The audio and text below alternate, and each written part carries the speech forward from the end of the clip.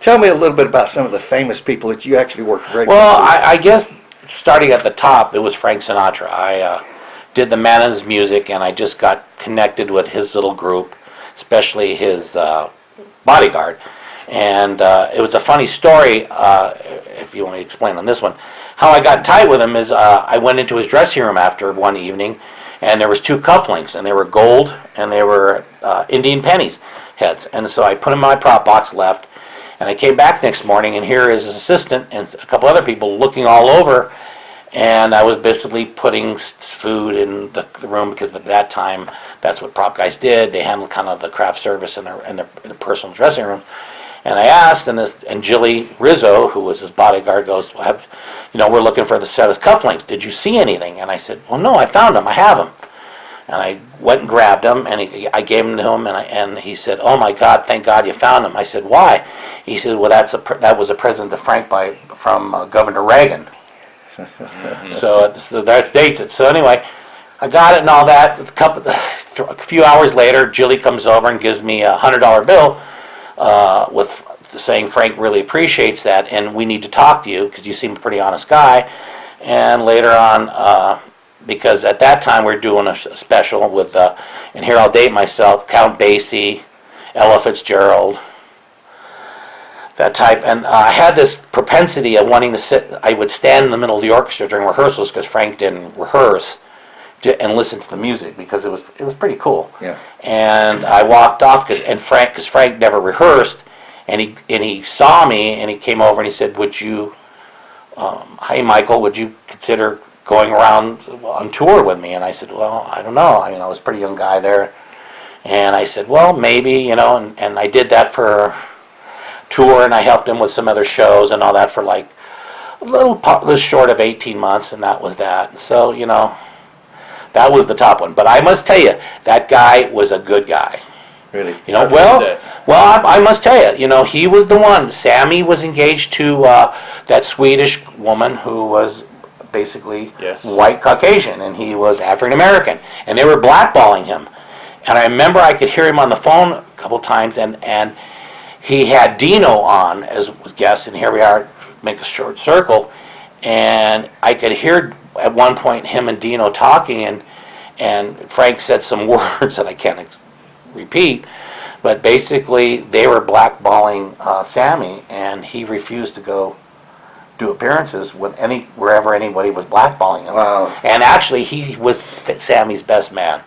And I gotta tell you, as a young guy, there's a guy that stood up for somebody. Oh yeah. He felt it was wrong because Was the guy that we saw on the screen for real? Yeah. That was him. Yeah. He was straight up. Anyway, that was that one. Well, how did you get from managing productions and hanging around with big stars, maybe the biggest star, to running a film studio in New Mexico? Well, I did a lot of work in studios, and I ended up working for Columbia TriStar Television, which did Married with Children at the time and Who's the Boss. And I got in tight with them, and I worked for Sony for 26 years as a production executive, Breaking Bad, those kind of shows. Right. Two of the people left, they retired and all that, and I thought maybe it's best that I kind of retire. Real quick, I was in charge of the assets for Sony Pictures Entertainment, which means anything that any movie bought all over the United States or North America and television, anything over $100 I had to track. So that was a huge job, and I had to travel, because at that time California didn't have a tax credit, and New Mexico did, and Atlanta did, and all that. So make a long story short, I took the high road, or how we expect, and basically took retirement at their retirement. Figured I'd get a good package, and they did. They took care of me. And while I was busy at home doing nothing and driving my wife nuts, the guy that was the head of production for Columbia, a guy named Gary Martin, suggested to this company that ran Santa Fe Studios that you better talk to this guy because he really knows what the heck's going on. So I interviewed with the ownership of Santa Fe Studios, and they hired me. Wow. So there you are. All right. Let me ask you something.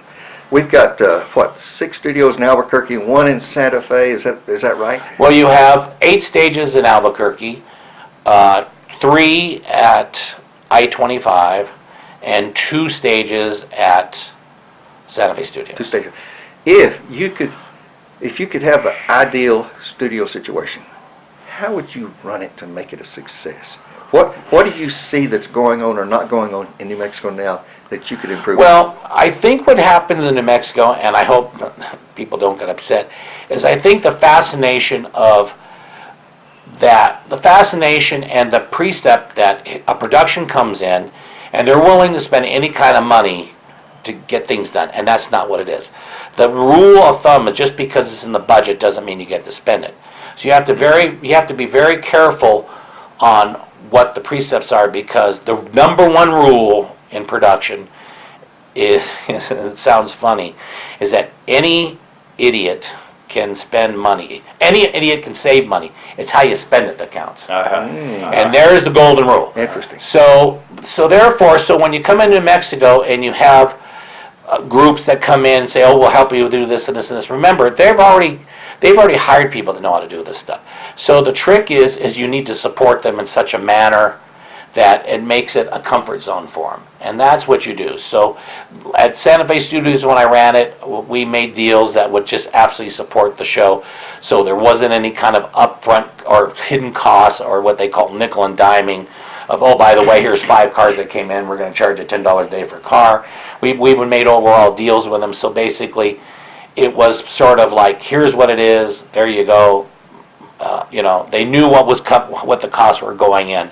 And I think there was a pretty good comfort zone there when I was running the studio, that basically that's what it is. And there was no kind of like outside influences coming in and saying, "Oh man, what happened here?" Because that's what you don't want, because it's hard as being a production manager, it's hard for me when I was doing stuff like that to explain to the studio that I didn't anticipate that. You don't want to get second guessed. No, and you don't want to have to react to something. You always want to anticipate it. The anticipation is so much better than having a reaction to things. Well, you've seen a lot of the film business here in New Mexico. Yeah. Where do you see the opportunity lies today for the small guy and for the big guy? I think really what it is you have to build more studios, because your main competition is Atlanta. Atlanta has the tax break. It's a 35% tax break. So, but the thing is, New Mexico is 2 hours from LA. Yes. I will tell you this: nobody wants to travel to the East Coast or the other side of the Rocky Mountains or the Mississippi when you can go 2 hours. So I think, looking at New Mexico, there is a grand opportunity to grab that business that's going overhead. It's just a matter of how you support that, and how you support that is by infrastructure and stages and all that, which I truly believe were short stages. And by infrastructure, do you mean the post-production facilities? Yeah, as well? post, because they usually do post. They usually do post in. How we do it is they usually do post in some office there, and that they rent in the offices and all that. So having a post house here, I really don't think works. I mean, many have tried, all have failed. The thing is that the trick the New Mexico one is broadband. You're short on broadband. Oh, okay. Yeah, you really are. You don't have enough to send that kind of information back to LA, because that's really what's the happenings there with that. I've got a question. You're going to think this is strange. Yeah. But you've been there. You know probably as much as anyone do. We hear all these stories about the gals that sleep their way to the top in this industry. Is that a true story, and how would you respond if you were doing something? Well, I don't know. I'm not, I've seen it, but that was back in the days in the 70s, and I don't think that really comes up. One is the thing that most studio executives have a morality clause that you sign, and I did, and which means you can't really use your position to further any personal situations and all that. But I think, we're in an interesting space right now, which is, I just watched the Tony Awards the other day, and it is the golden era of screenplay right now. There are so many good just plays coming out, and the other thing too is there's a lot of good product with writing with with movies and all that. The trick is to get that kind of product out there. The thing where we kind of fall short here in New Mexico, I truly believe, is getting these kids out of UNM and out of the film schools and all that. And it's a shame that the School of Design and It's gonna close next yeah, year. it closed, and all that.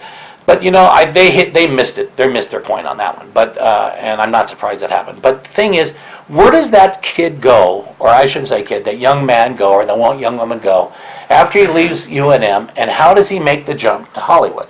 And these things that they kind of come up with, and I'm gonna probably come under fire a little bit here, of the $3,000 or the $5,000 grants they get. That doesn't buy anything for these kids. I truly think that if you're really going to do something, connect with some of these big colleges, like, for example, SC. SC is the #1 film school. Make a connection with them so when they have their little soirees, their alumni meetings, send these kids to alumni meetings so they rub elbows with the real, the guys that really happen. Yeah. Because they have these kind of schools that are #1, like USC they have a very strong alumni. And So what do you think the possibilities are of getting guys like yourself to come to New Mexico instead of us having to go to Los Angeles? I think what it is you have to not reach out so much as you have to just basically keep the tax credit. That's for sure. Yes, We for lose sure. the tax credit, we're done. I'm just telling you, you might as well just close up shop.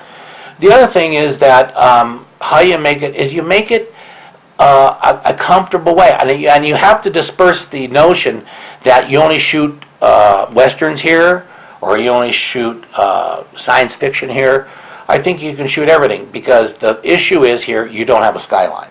That's what, I'll be honest with you, that's why New York, which is the most expensive place to shoot in the country, has a lot of business, because they have that skyline. Yes. Yes. So, and you're not going to create it here. So there's other venues to do it, and you create sound stages that are up to speed with the nature of the business. Like I brought up Broadband.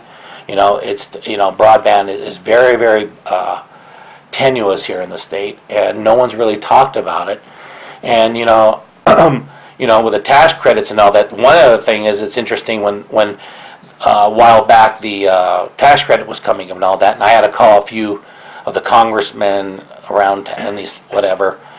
They were totally unaware of this whole stuff. Really? Oh yeah, I was shocked. There was like a couple of Democrats, a few Republicans, and they were like, I had explained to them, because why I was asked to call them is why I was here. Why did I come here? My family's from here and all that. And the thing is that, look, you're 2 hours from LA. I don't care what you say. Atlanta's doing more business, but the heart is still in LA. And you can get in the plane at 7 o'clock in the morning and be here at 9:30. I watched Breaking Bad. I mean, all the producers flew out and came back. They would be gone on the weekends going home. Yeah. So Yeah. it's a plus to that, because most of them do live, Our time is at any end. You know what? It's such a pleasure and an honor. Thank you. To know such a knowledgeable person. This guy has been there, and I'm so glad you're a friend, and I'm glad you're in New Mexico. Michael Holt, if you wanted people to know how to get in touch with you, would you care to give a contact information? Yeah, my email basically is mholt, MHOLT, at mbseco.com. That's my work number. One of the most knowledgeable people of the movie industry, from the big on the top end of it that we've had. My name is Ben Boothe. This is Big Sky Voices, one of the biggest voices here between us. And I'm Victor Waumett at Storyteller Films. Michael, it's been a real pleasure. Pleasure. Thank you so much. Thank you, sir. thank you, my